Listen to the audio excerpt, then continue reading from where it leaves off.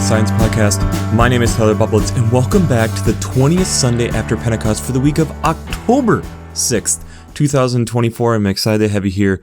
I'm excited to dig into this week's podcast, and I'm excited because this is something I don't do very often. So last week and this week, I'm having to pre-record a little bit because I have some different things that I'm going to take some time and spend some time with my extended family and with my wife.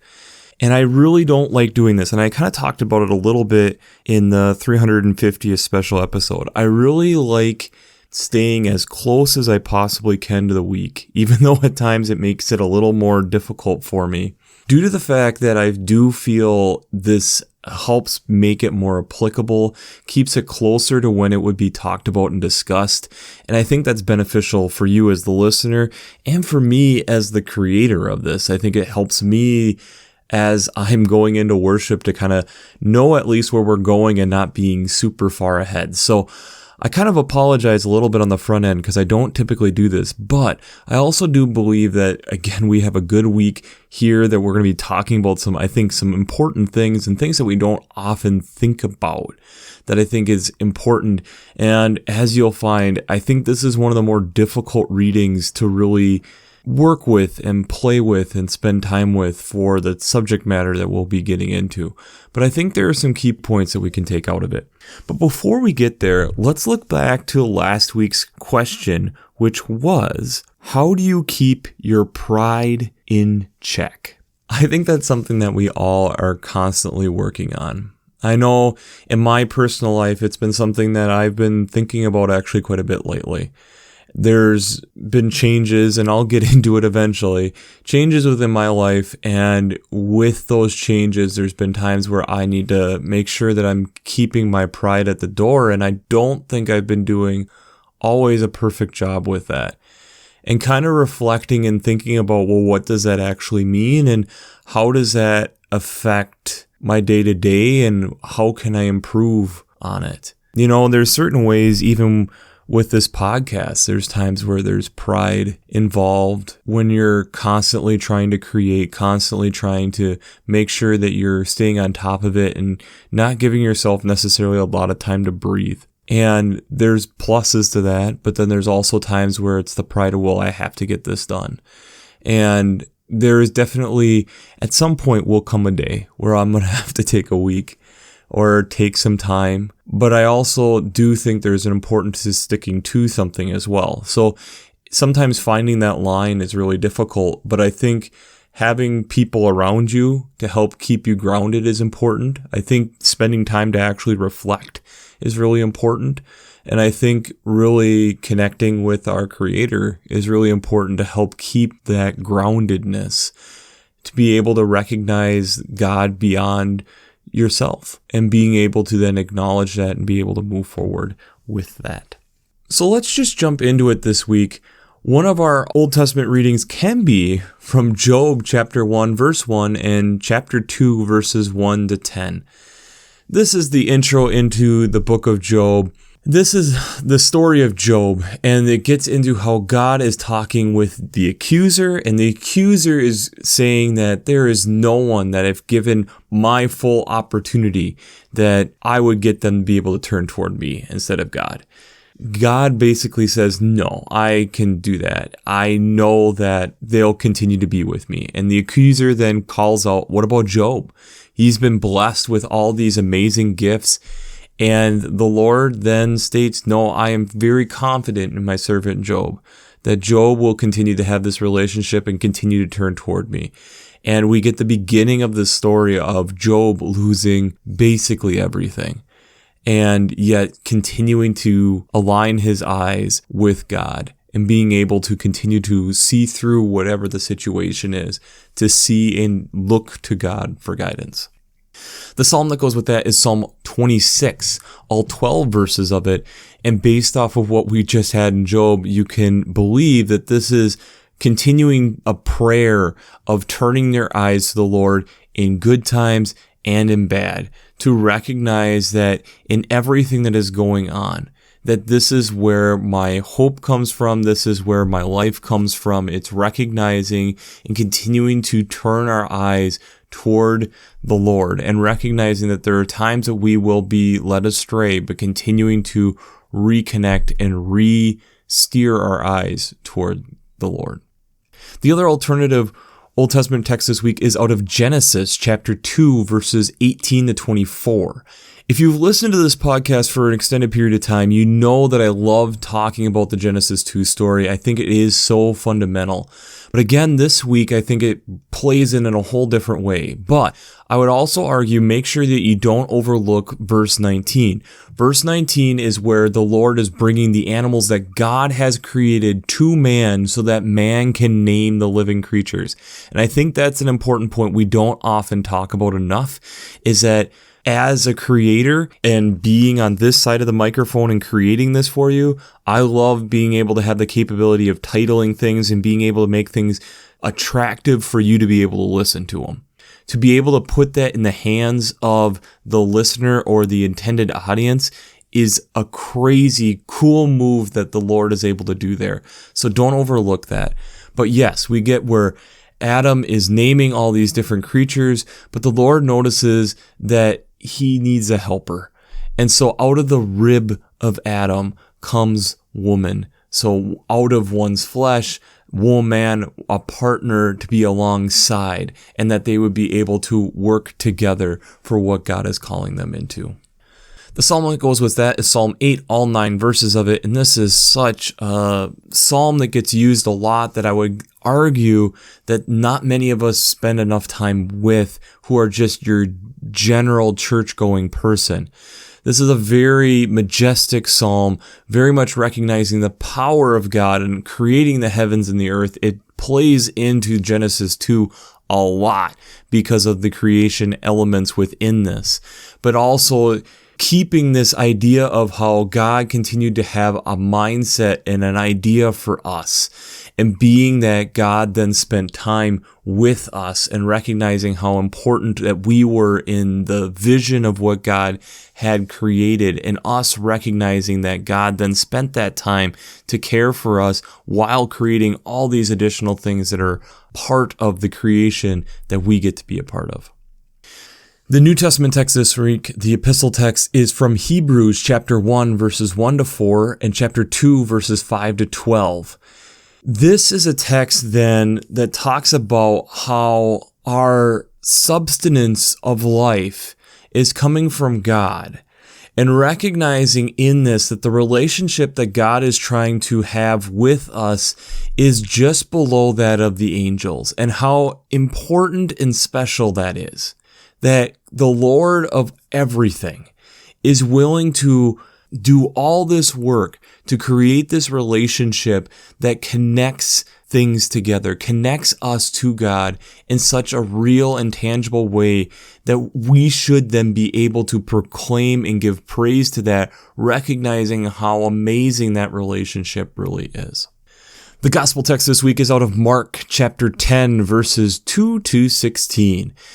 As a male, I feel that this is one of the hardest texts to really talk about. And this is where we have the people coming and asking Jesus about the divorce coming from the laws of Moses.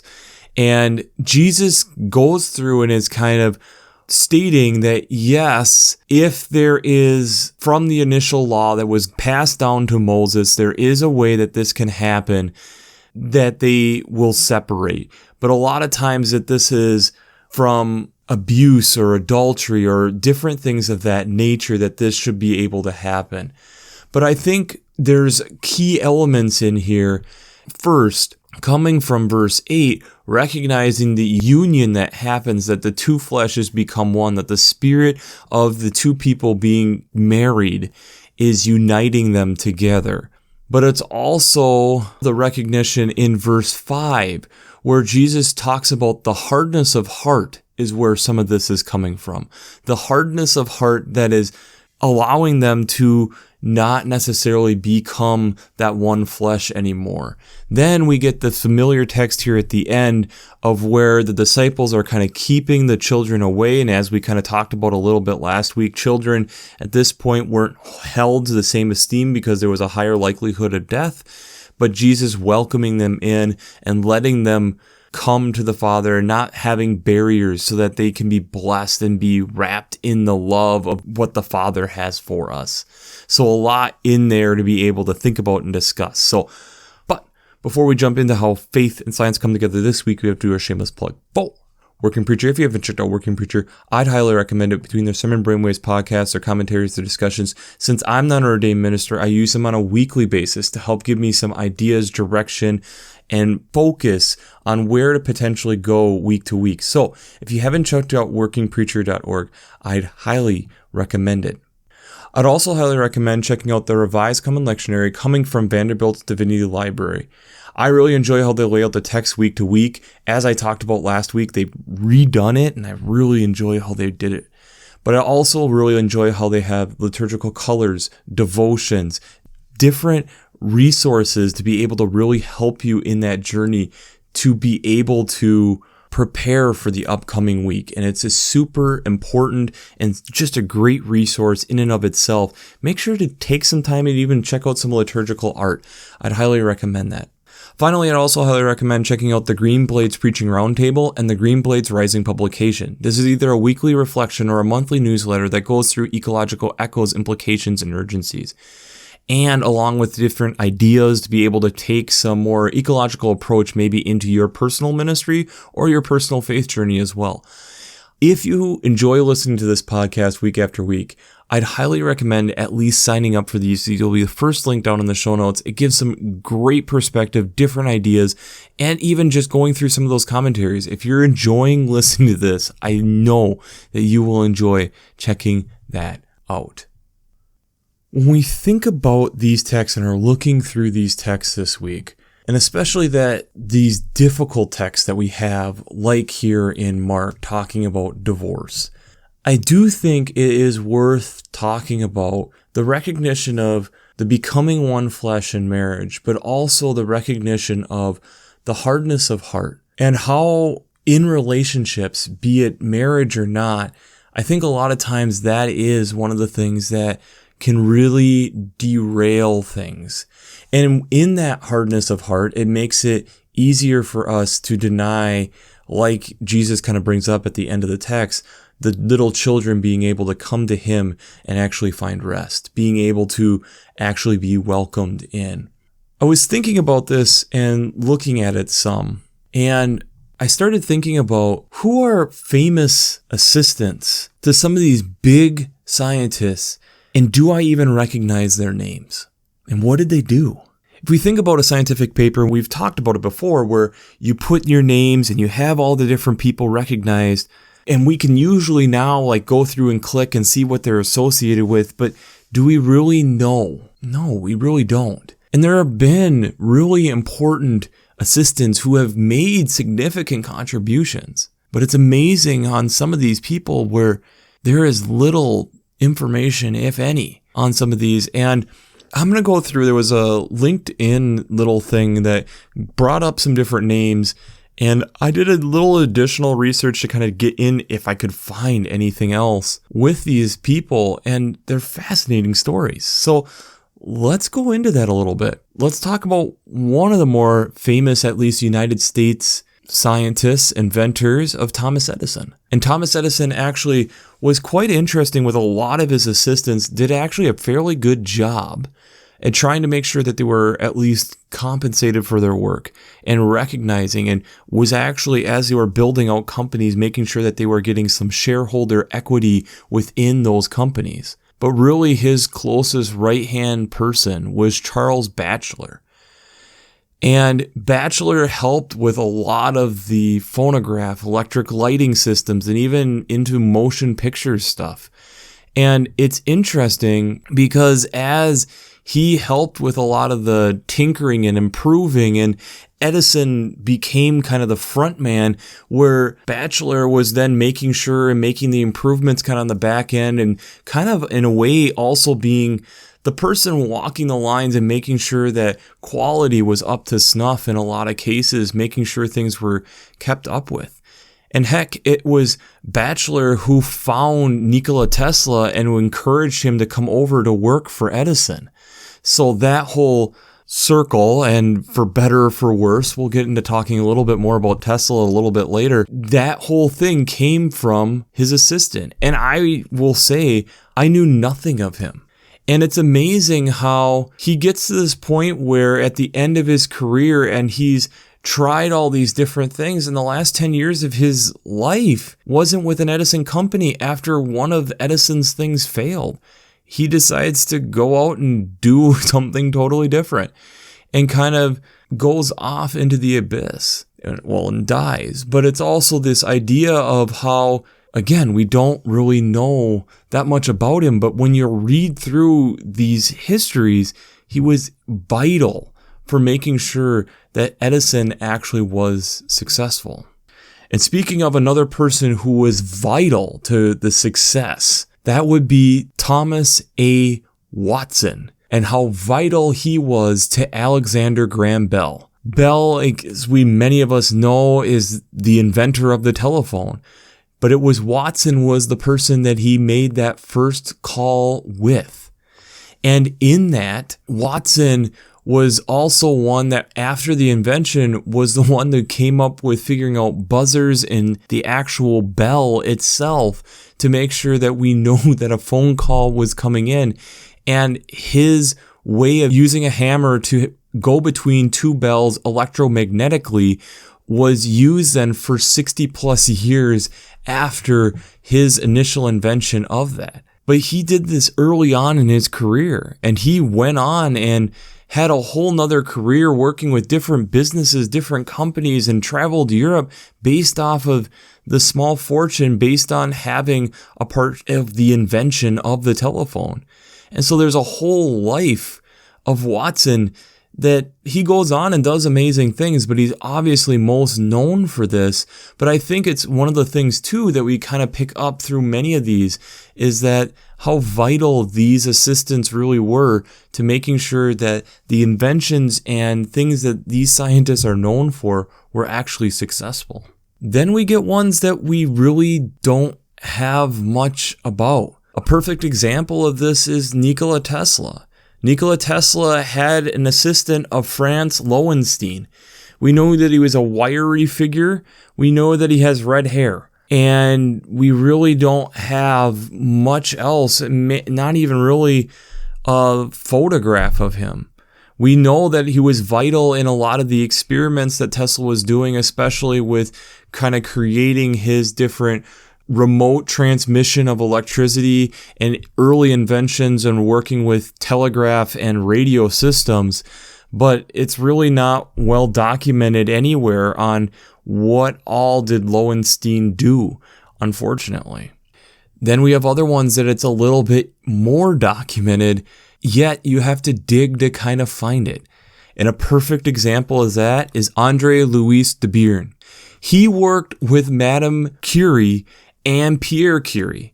Now, when Pierre died early in 1906, he kind of stepped into what Madame Curie's old role was as Curie was elevated to Pierre's status. And remember, Curie is one of the only people, the only person to win 2 Nobel Prizes, and she was working with radioactivity and finding elements.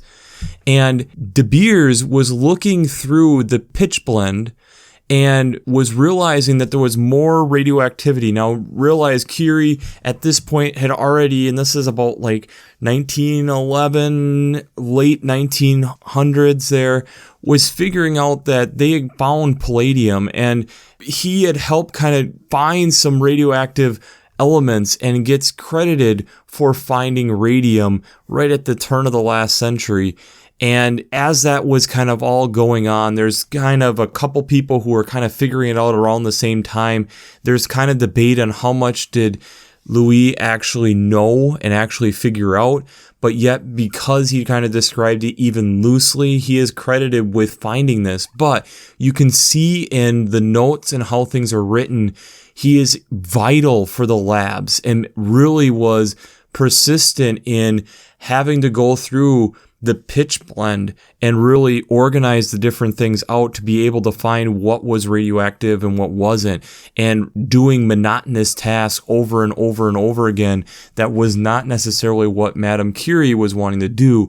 So he's a vital person for even how we understand elements today and doesn't really get talked about at all.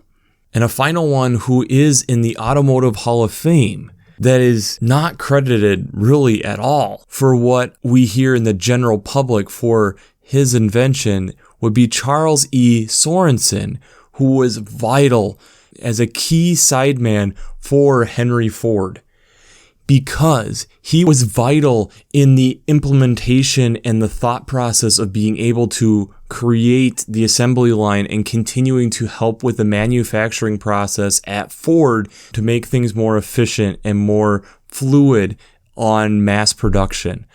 And so here we get where if you're an automotive nerd, you would know he's in the Hall of Fame and understand what he did. But how often we hear of Henry Ford getting credited with this, and yet when you read through these different documents, Sorensen was vital to making sure that these production plants were moving and that they were being able to be developed to be able to create mass production much more efficiently. What I find interesting is a lot of these partnerships, if you want to put it that way, be it in this case more of business partnerships, how vital these were for many of these people, and without them, Madame Curie kind of the exception, that you had Pierre and then she had Louis come in right after, which both were vital for her career. But without them, they aren't near the person or aren't able to do nearly as much. Edison's maybe another one, but Edison also had, yes, Batchelder as his main right hand, but had a lot of really close relationships and was actually doing a great job at making sure that they were getting compensated and getting a part of it, and thus kind of being welcomed into that close relationship. But when we go through some of these other inventors, we don't have that. Heck, we know the name of the person who worked with Tesla, but we really don't know what all they were doing, unfortunately. We knew that they were there. We knew that they were vital. We can pick that up from the journals, but we don't have that much. I think this relates a lot to the aspect of how we know that relationships like this are important for us individually, but also within our working lives, our personal lives, our community lives. It's important for us to be able to have these deep connections and being able to work together with people. I think as we are now approaching getting close to be 5 years since the pandemic initially broke out, I think this is something we're relearning. We're trying to re-understand how important relationships are with each other. And yet, here Jesus is reiterating, not only is the relationship with me important, but the relationship that you have with others is also vitally important, and in that, I am there. And it gets back to that whole text of where 2 or 3 are gathered, I am there also. This idea of no matter what is going on, I am in this and amongst this and willing to be part of this relationship if you are welcoming me into this. We see this in the Genesis text, the relationship. We see this in how Job, when going through trials and tribulation, continues to have the perseverance to get through it because of the relationship with God. And we see then Hebrews the recognition on how amazing is this relationship that we are able to have with God because we have a God who's willing to do that for us. It's incredible. It's really incredible. I think these types of relationships we often discount. We often don't spend enough time thinking about, or we do it in retrospect. We don't necessarily get the opportunity to go through and thank those people, or we don't make it known how much of an impact those people have had on our lives. We do it posthumously, unfortunately. We let the families know. We let their siblings or their kin know.